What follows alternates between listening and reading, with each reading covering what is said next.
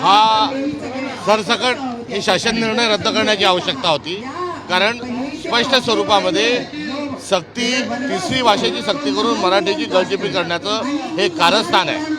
आणि आम्ही वारंवार सांगितले की मराठी ही केवळ भाषा नाही तरी संस्कृती आहे, आणि या संस्कृतीला नष्ट करून भारतीय जनता पार्टीला गायपट्टा महाराष्ट्राचा करायचा आहे, करिताचं असणारं कारस्थान आहे. या सरकारने 16 एप्रिलला घेतलेला शासन निर्णय रद्द करतो म्हणून माध्यमात सांगितलं, मात्र शब्दांचा छल करून त्याला जसाच्या तसा सर्वसाधारण एक शब्द वापरून त्यांनी हा निर्णय पुन्हा लागू केला.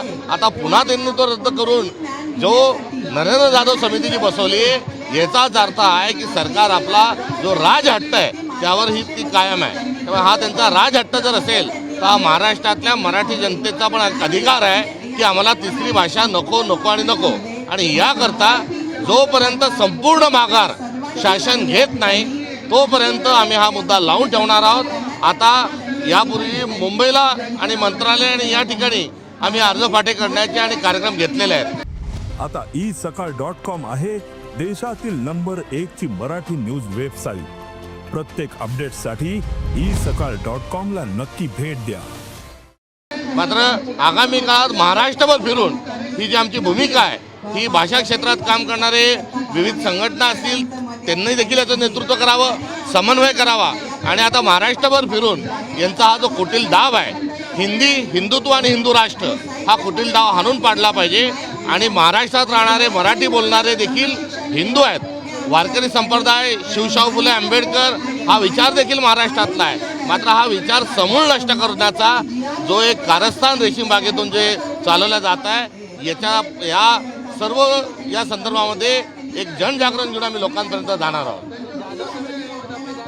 जाधव हे सरकारचे मांडलिकत्व त्यांनी पत्कारलेलं आहे.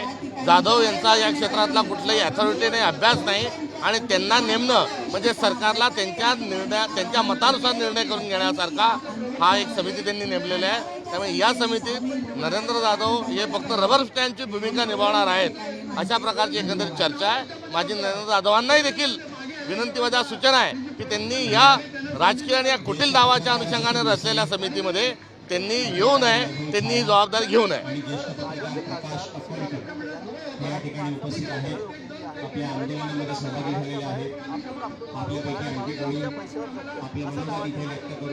भाजप मराठी विरुद्ध हिंदी अशी भारत पाकिस्तान एक मॅच लावण्याच्या प्रयत्नात आहे.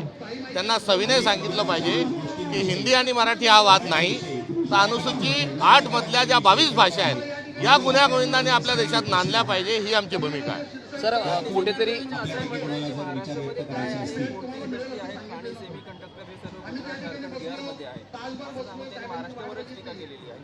स्पष्ट स्वरूपामध्ये भाजपचं कारस्थान हे मराठी विरुद्ध हिंदी असा एक भारत पाकिस्तान हिंदू मुस्लिम अशा स्वरूपाचा रंग देणं त्याचं विशेष कौशल्य आहे. त्याचा वापर ते करत आहेत. आणि त्या निमित्तानं देशामध्ये आता भाषावार एक लढाई निर्माण करणं हा भारतीय जनता पार्टीचा अजेंडा आहे. आणि तो अजेंडा दुबे हे पुढे रेटत आहे. सर भाषिक वाद कुठेतरी पाहायला मिळतोय.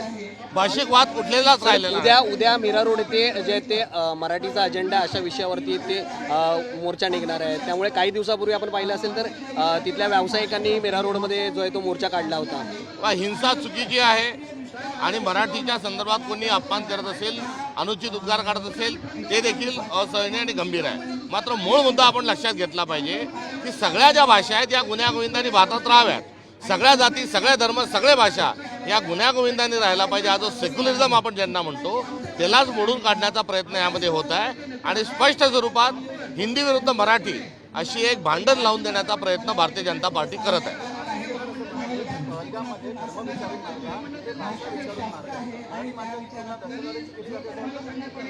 300 किलोमीटर आत पहलगामला अतिरेकी आले, 300 किलोमीटर वापस गेले. त्यांचे रेखाचित्र चुकीचे ठरले. त्यामुळे तिथे सपशेल सरकार फेल ठरलेली आहे. आणि त्या ठिकाणी हा सरकारने ते पहिले अतिरेकी पकडून आणावेत आणि मग त्यांनी त्याच्या संदर्भातली तुलना करावी. आता त्यांची तुलना म्हणजे कुठेतरी ते या देशामध्ये अराजकता आणि हिंसक वातावरण निर्माण करत आहेत याचा पुरावा त्यांच्या वक्तव्यातून येत आहे.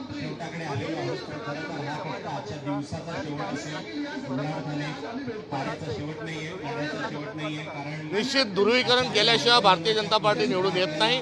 त्यामुळे भाषा, धर्म, लिंग, वर्ण आदी इत्यादी भेद करत राहणं हा त्यांचा मूलभूत स्वरूपाचा गाभा आहे आणि ते दरवेळेस प्रत्येक मुद्द्यामध्ये वाद निर्माण करतात, ही त्यांची प्रवृत्ती आहे. देश विदेशातील प्रत्येक घडामोडींचे लाईव्ह अपडेट मिळवण्यासाठी आता साम टीव्हीच्या सर्व सोशल मीडिया प्लॅटफॉर्मला लाईक, फॉलो आणि सबस्क्राईब करा.